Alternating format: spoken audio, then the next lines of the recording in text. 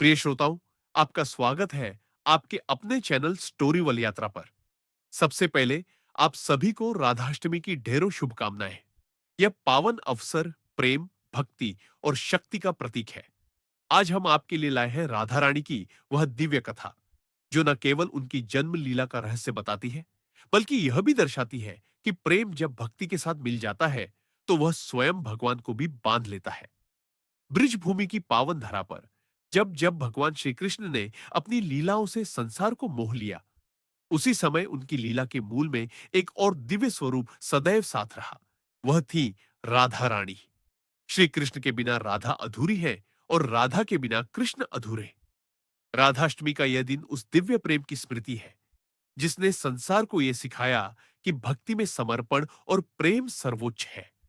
पुराणों में वर्णन आता है कि जब भगवान विष्णु ने पृथ्वी पर अपने अवतार की योजना बनाई, तब देवताओं ने ब्रह्मा, शिव और नारद के साथ मिलकर यह सोचा कि भगवान की लीला बिना शक्ति के पूर्ण नहीं होगी, और शक्ति का सबसे पावन स्वरूप स्वयं राधा है।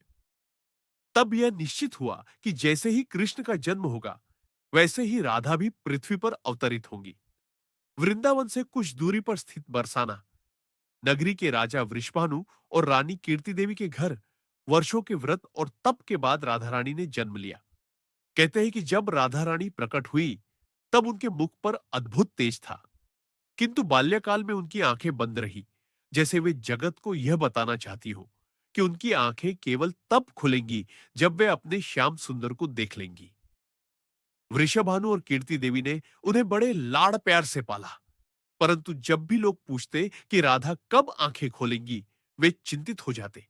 तभी एक दिन जब नंद बाबा अपने पुत्र श्री कृष्ण को लेकर वृषभानु के घर आए, तब गोद में बैठे नन्हे कृष्ण को देखते ही राधा रानी ने पहली बार अपनी आंखें खोली, मानो उनकी दृष्टि केवल अपने कृष्ण के लिए ही बनी हो।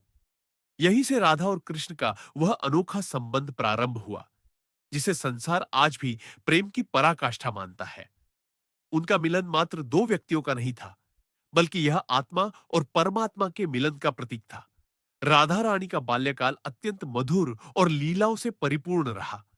वे सखियों के संग खेलती, गोपियों के साथ गाती, और जब भी कृष्ण बंसी बजाते तो उनकी आत्मा जैसे उसी स्वर में खो जाती। कहते हैं, जब राधा रानी रुठ जाती, तब कृष्ण उन्हें मनाने के लिए अपने सारे दिव्य उपाय करते। यह रूठना मनाना ही संसार को यह सिखाता है कि सच्चा प्रेम वही है जिसमें कभी अहंकार नहीं होता, केवल समर्पण और स्नेह होता है। परसाना और वृंदावन की गलियों में राधा कृष्ण की लीलाएं आज भी गूंजती है। रास लीला, झूलन, उत्सव, होली के रंग, सब में राधा कृष्ण का संग न होता तो ब्रज की संस्कृति अधूरी रहती। राधाष्टमी का व्रत इसी प्रेम और भक्ति की स्मृति में किया जाता है।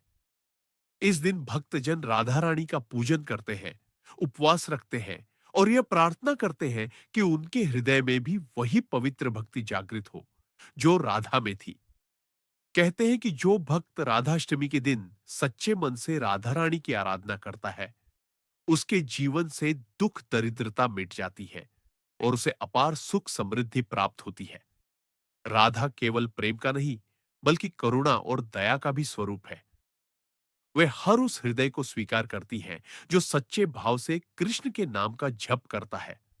राधा रानी का जीवन हमें यह सिखाता है कि ईश्वर को पाने का मार्ग केवल ज्ञान या तप से नहीं, बल्कि सच्चे प्रेम और भक्ति से है। जब आत्मा ईश्वर के प्रति समर्पित हो जाती है, तब वह सच्चा मिलन होता है। कथा में आता है कि एक बार ब्रह्मा जी ने स्वयं राधा रानी और कृष्ण के दर्शन करने की इच्छा जताई।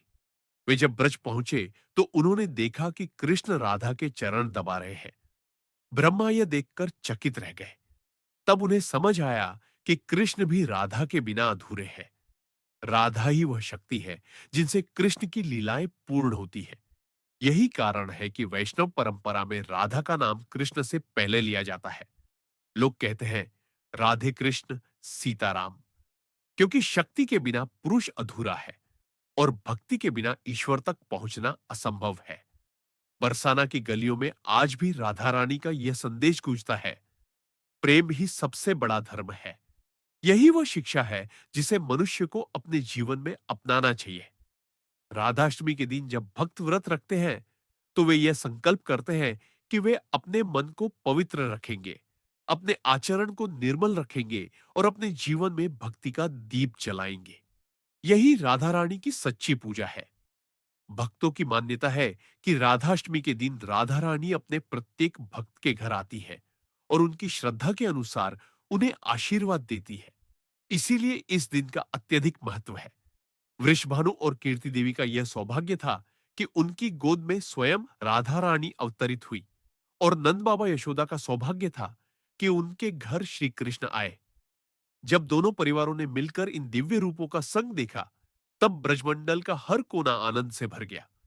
राधा और कृष्ण का यह मिलन केवल भौतिक नहीं, बल्कि आध्यात्मिक है। यह हमें यह समझाता है कि सच्चा प्रेम वही है जो आत्मा से आत्मा को जोड़े। आज भी जब हम वृंदावन या बरसाना जाते हैं, तो वहां की गलियों में वही दिव्य ऊर्जा महसूस होती है। ऐसा लगता है मानो राधा और कृष्ण अभी भी वही खेल रहे हों। इसलिए राधाष्टमी केवल एक पर्व नहीं, बल्कि यह उस दिव्य मिलन का स्मरण है जिसने संसार को सिखाया कि प्रेम ही सच्चा धर्म है। तो आइए, इस राधाष्टमी पर हम सब यह संकल्प लें कि हम अपने जीवन को राधा रानी की भक्ति के रंग में रंगेंगे और उनके प्रेम का संदेश हर हृदय तक पहुंचाएंगे। प्रिय श्रोताओं, ये थी राधाष्टमी की पावन कथा। एक बार फिर से आप सभी को राधाष्टमी की हार्दिक शुभकामनाएं। धन्यवाद। और अंत में यही कहना चाहूंगा कि यदि आप भी राधा रानी के सच्चे भक्त हैं, तो कृपया हमारे चैनल स्टोरी वाली यात्रा को सब्सक्राइब कीजिए और कमेंट में राधे राधे अवश्य लिखिए।